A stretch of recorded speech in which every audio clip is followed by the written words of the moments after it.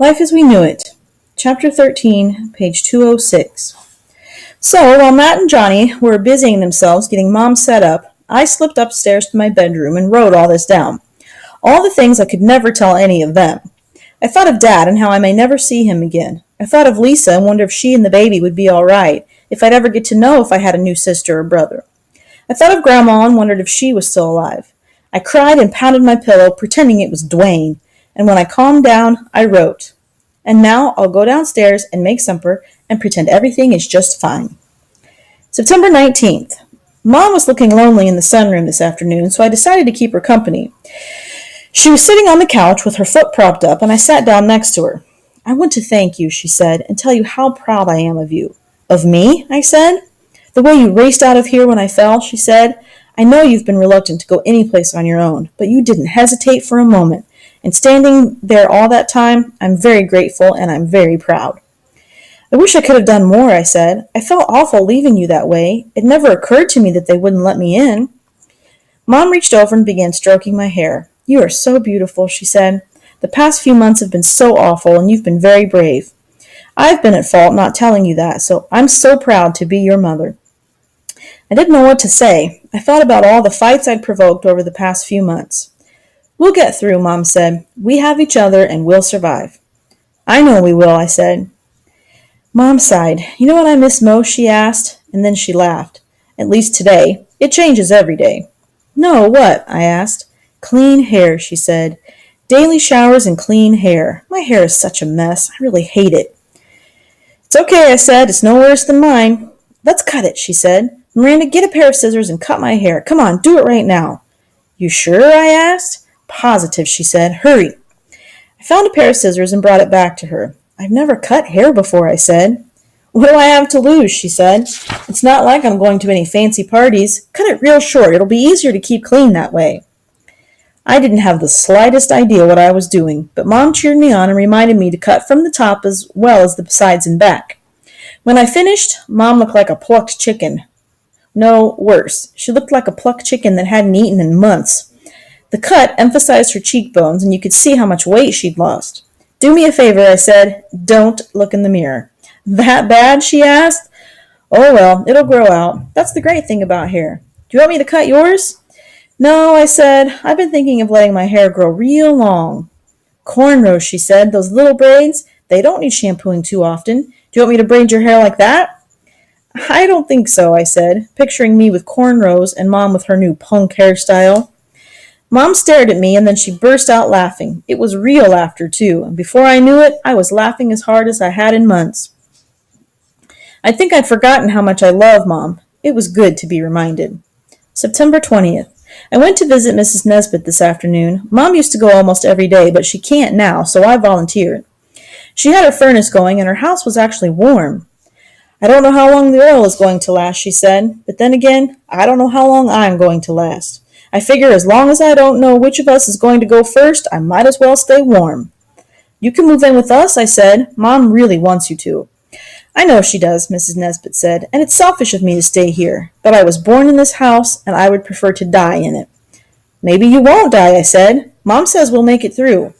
I believe you will, Mrs. Nesbitt said. You're young and strong and healthy, but I'm an old woman. I've lived a lot longer than I ever thought, and now it's my time for dying.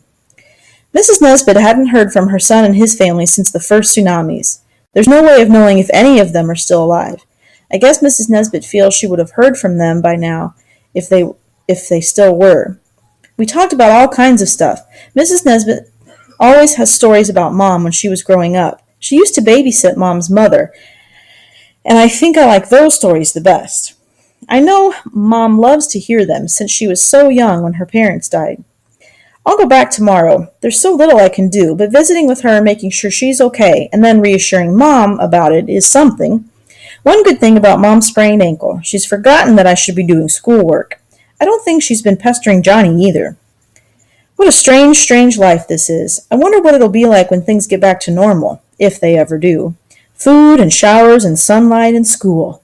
Dates. Okay, I never had dates, but if I'm going to dream, I might as well dream big. September 23rd. Peter managed to drop by. He checked Mom's ankle and agreed it was definitely getting better, but she still shouldn't put any weight on it.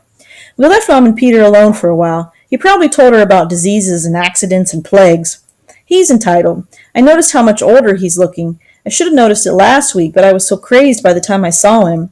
I didn't really see anything. It's not just that he's thinner. There's a sadness in his eyes. He seems weary. I mentioned that to Matt when we had a chance to be by ourselves. Well, he's dealing with illness all the time, Matt pointed out. Most of his patients are probably dying, and he's alone. He's divorced, and he had 2 daughters, but they both died. I didn't know that, I said. Mom told me, he said. I guess all the worrying Peter would do for his own family, he's doing for us. How am I going to feel when people I love start dying? September 26th. Matt and I went to the library today. It's only open on Mondays now. They don't know how much longer they'll stay open. As we were leaving, I saw Michelle Schmidt. I guess she hadn't vanished after all. I wonder how much I hear is true and how much is just made up. Maybe everything is fine in the world, and we just don't know it. The joke would sure be on us if that was the case. September 29th.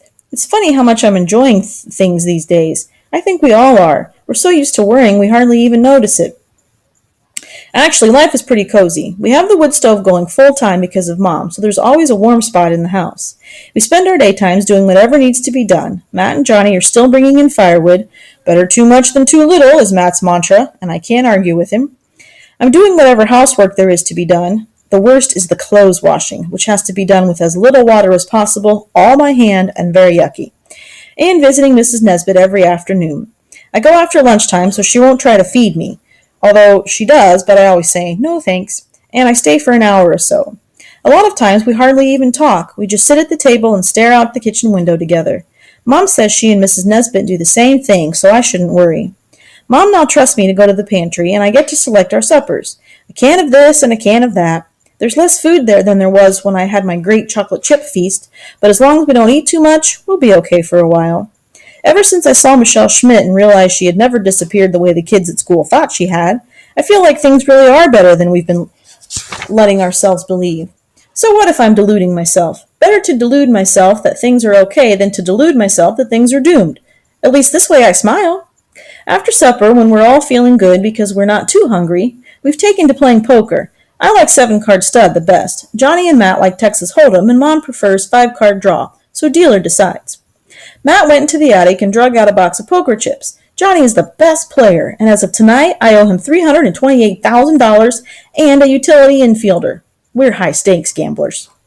I think even Peter is feeling better about things. He came over this evening, proclaimed Mom able to walk around again as long as she is careful and avoids stairs, and he didn't mention a single new way people are dying. We convinced him to stay for supper, and I put out an extra can of tuna. This is the first time I can remember when Peter came over and didn't bring us anything, so either he's run out of supplies or he's now officially family. I hope it's family, because I owe him $33,000 from a single hand of Omaha High. Horton is on a diet, not of his choosing. Maybe it's the warmth of the wood stove, or maybe he just hopes we'll feed him, but he's very affectionate lately. He keeps Mom company all day, and in the evening he sits on the most available lap or else by the wood stove. Matt brought down an old portable typewriter because Mom is thinking about writing down some of the stories she knows about her great-grandmother and her family. What life was like in this house before there was electricity and indoor plumbing. I like thinking about that. It makes me feel connected, like I'm part of some bigger thing, like family is more important than electricity. The sunroom was just a porch back then, but I can imagine my great-great-grandmother's family sitting around in the parlor with the oil lamps glowing and the men tired out from chopping wood and the women tired out from doing the laundry. Actually, Mom says the family had 2 servants, and one of them did all the laundry. But the women were probably tired out anyway. I wonder if they imagined the future. I bet they never could have guessed what things would be like today.